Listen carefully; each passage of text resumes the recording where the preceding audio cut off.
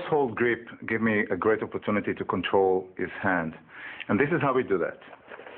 We're going to hinward wrist lock pressure. So this is what I do. I want to go to the outside of his wrist.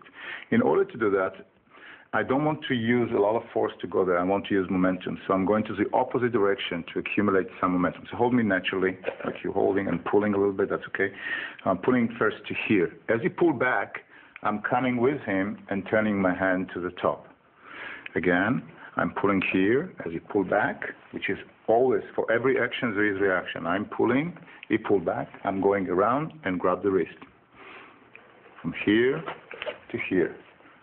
As I grab the wrist, I'm turning the hand so the elbow will be up.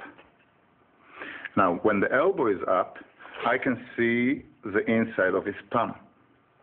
And this is what I do. I'm putting pressure now with the other hand on the palm.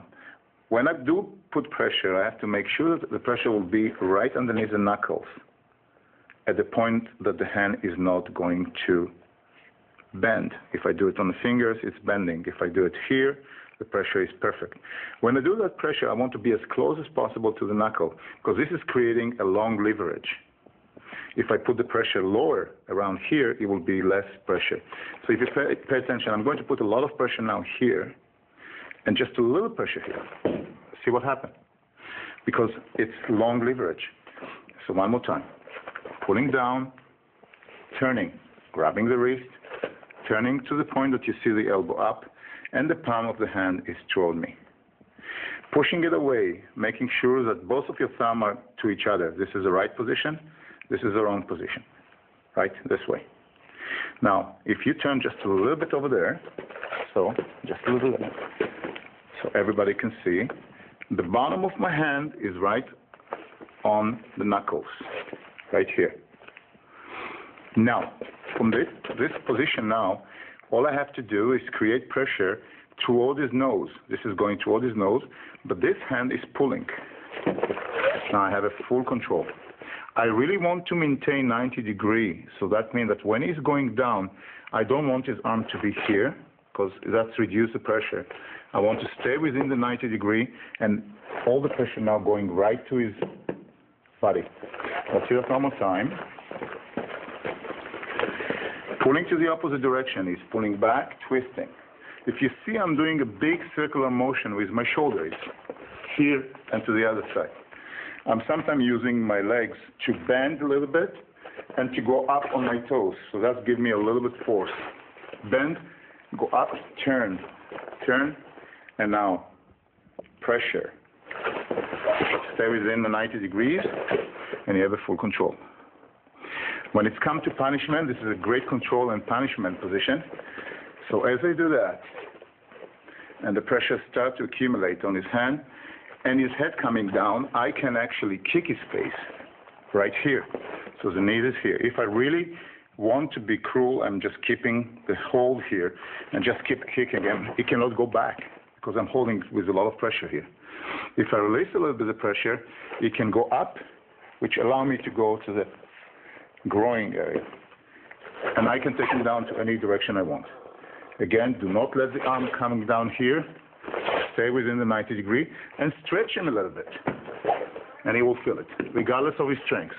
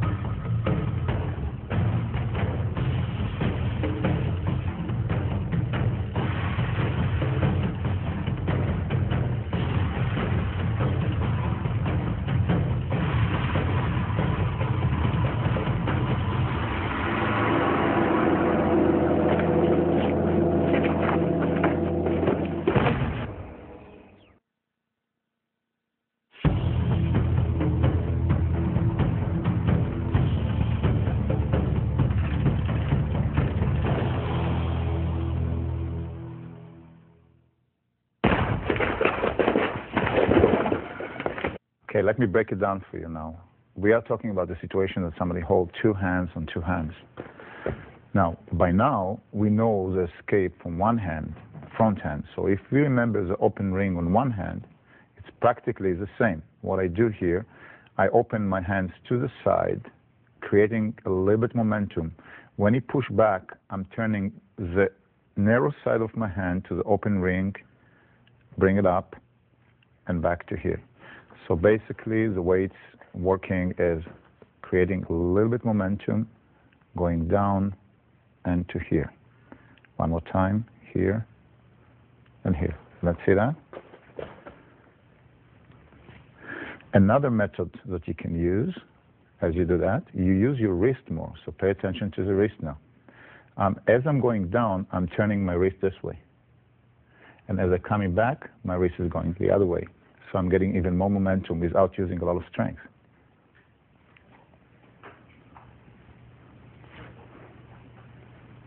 The beginning and the end of the move could be varies. I mean, I can start with the knee to the groin, as I demonstrated before. This is one option. It could be headbutt, another option, just release and to the ears. There is a lot of different things we can do. For this particular techniques, what I show is as he hold me, I'm opening his arms to the side, which help me later on to release because I'm getting momentum. My knee going to his groin. As I'm going back, I'm releasing myself. From here, there is a lot of finishing. We chose, because the reaction of hitting to the groin is that he's going down, elbow to the back of the head. That's the release, two hands on two hands.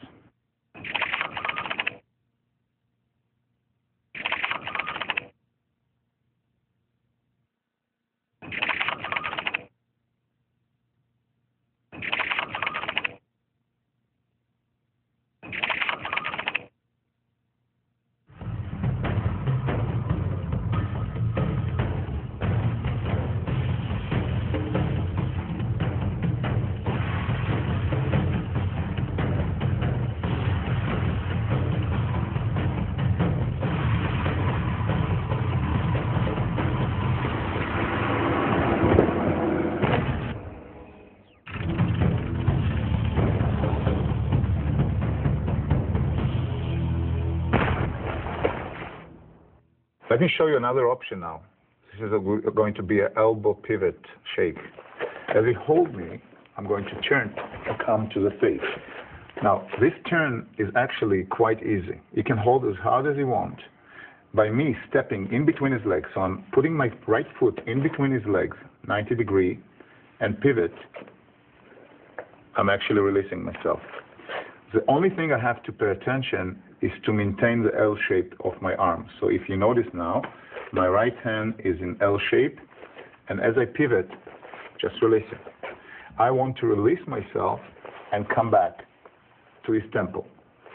So my head is doing the work of the turning. So as I do that, I'm turning with my head toward 90 degree to him, and then I come to look at him to get more momentum for the turning. Hold tight, really tight. Doesn't take much to release. Let's see if he can release himself from me, and I'm bigger hands than him, so keep L shape here. This is the first time he's doing that. Stronger. Come back with the elbow.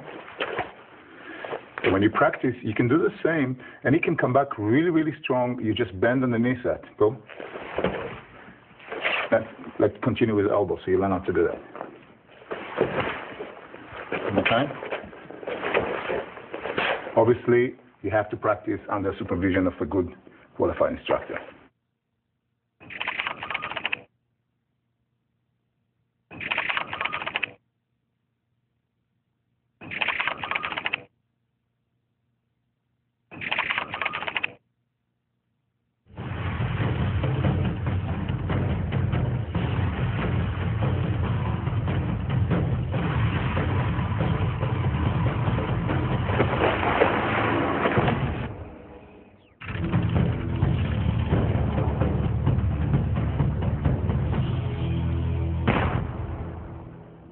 One more simple option for you is to releasing the hand and attacking the face.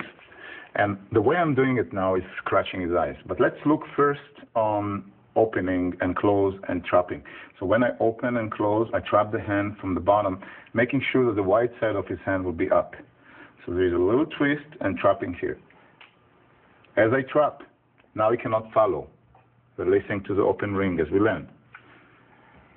Obviously, you can elbow, you can punch the soft part, but scratching to the eyes is one of the easiest ways, just like a cat, going this way and scratch. Not necessarily creating a lot of damage because it's just holding you right now, but it's enough to take him away from you.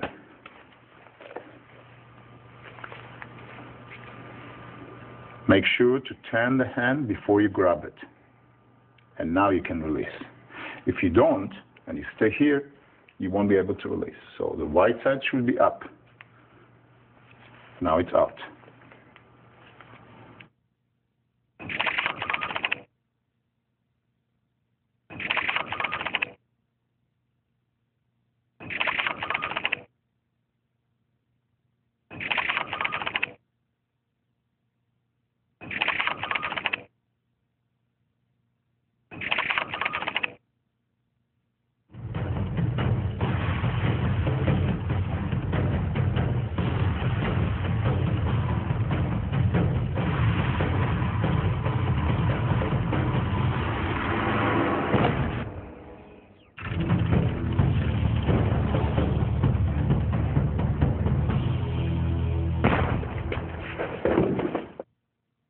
First, I'm opening my hands a little bit to get reaction. And as I close my hand, I move my hand to the underneath him. So I'm crossing his hand. As you see, opening and crossing his hand. The hand on the bottom going to be raised just like a shark fin up. I have enough distance now so that when I'm going back, I'm hitting this hand to the side. That's gives me a lot of different opportunity. When I do that, I'm actually at the outside of his body and I can do a lot of damage different ways. We chose for this technique to attack the face. So 1, 2, raise here, come back, and head twist. Let's key point some most important points here to see. As I open and close my hand, I have to move my hands far enough that I will have enough distance to come back. I cannot be close here and try to open. It has to be distance. Also, I have to raise and keep it very steady here. Now I open my hand, so it's basically open, close, and open. Now I'm exaggerating the move a little bit for the practice. Open, close, open. Eventually, it's going to be very fast.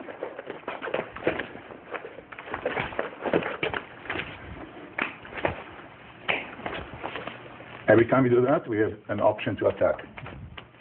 That could be to the eyes, could be anything. Taking down. The taking down that we chose is a head twist. So what you do, you move one hand behind the head, the other hand to the front of the head. The one that's going behind the head, reaching almost to